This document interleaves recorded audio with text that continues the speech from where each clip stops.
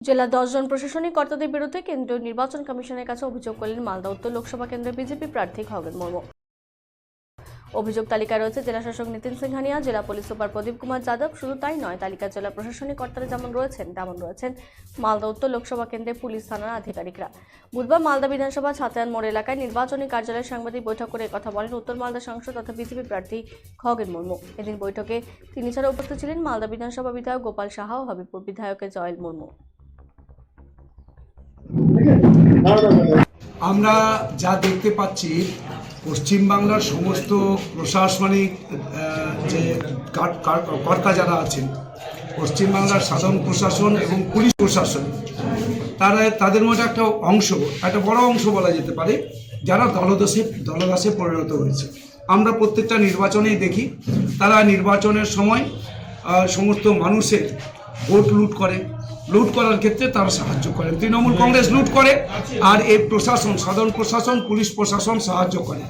আমরা এখানেও দেখতে পাচ্ছি মালদা জেলাতে ইতিমধ্যে যে নির্বাচনের যখন দিন ঘোষণা হয়েছে, যে আমরা দেখতে পাচ্ছি এখানে এই যে তৃণমূল কংগ্রেসের প্রার্থী হয়েছেন, তিনি আবার এখানে আমাদের এখানকার এসপি কি করে তিনি এখানকার আইসিদের নিয়ে মিটিং করলেন এবং একটা যে বেসরকারি একটা জায়গাতে, একটা হোটেলে, এটা করা যায়, বেসরকারি জায়গাতে মিটিং করছেন এসপিদের নিয়ে। তিনি এসপি অফিসে মিটিং করতে পারেন, তাহলে ওখানে এখানকার প্রার্থী ছিলেন, অর্থাৎ তৃণমূল কংগ্রেসের প্রার্থী ছিলেন, তিনি একসময় ডিআইজি ছিলেন, তার নির্দেশও করছেন। দিয়ে আমরা বেশ কয়েকটা এখানে যে ভিডিও, কিছু আইসি যারা দলদাস হিসেবে কাজ করছে, তাদের বিরুদ্ধে আমরা ইতিমধ্যে নির্বাচন কমিশনের কাছে আমরা অভিযোগ জানিয়েছি। সংবাদ সম্মেলন করেছে, সেখানে তিনি অভিযোগ করেছেন যে ইন্টার পুলিশ প্রশাসন আপনার হয়ে কাজ করছে এবং 10 জন পুলিশ অফিসার সহ জেলা সর্বোচ্চ পুলিশ আধিকারিকদের নামে তিনি নির্বাচন কমিশনে অভিযোগ করেছেন। পাশাপাশি অভিযোগ করেছেন আপনি পুলিশ আধিকারিকদেরকে নিয়ে গোপনে বৈঠক করছেন। কি বলবেন? দেখুন, কোনো মানুষ যখন হারার ভয় পেয়ে যায় তখন তিনি কিছু কেস কমপ্লেন করতে থাকেন। আমি যখন মুভ করি, আপনারা দেখেছেন, তখন আমার সাথে আপনাদের একটা বিশাল অংশ মুভ করে। এখন অডিও ভিজুয়ালের যুগ, ন্যাচারালি পুরো টিমই আমার সাথে মুভ করছে।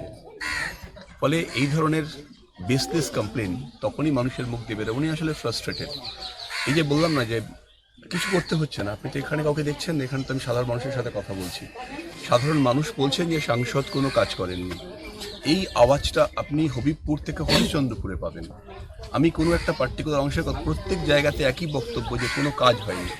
উনি নিজেও বুঝতে পেরেছেন কাজ হয়নি। ফলে কী হয়েছে, এই যে কাজ করতে পারেননি এবং উনি জানেন যে ওনার পরাজয় খুব নিশ্চিত এবং তৃণমূল কংগ্রেস এত শক্তিশালী দল, তারা জিতবে, এই বিষয়টাতে ওনার মধ্যে ফ্রাস্ট্রেশন তৈরি হয়েছে। এই ফ্রাস্ট্রেশনটার জন্য থেকে এইসব কথা বলছেন। আমি বলবো ওনাকে যে আপনি বিশ্রাম নিন, কারণ আপনার এই ফ্রাস্ট্রেশন থেকে যেন আরো সমস্যা তৈরি না হয়। আমি ফোন করি হরিশ্চন্দ্রপুর।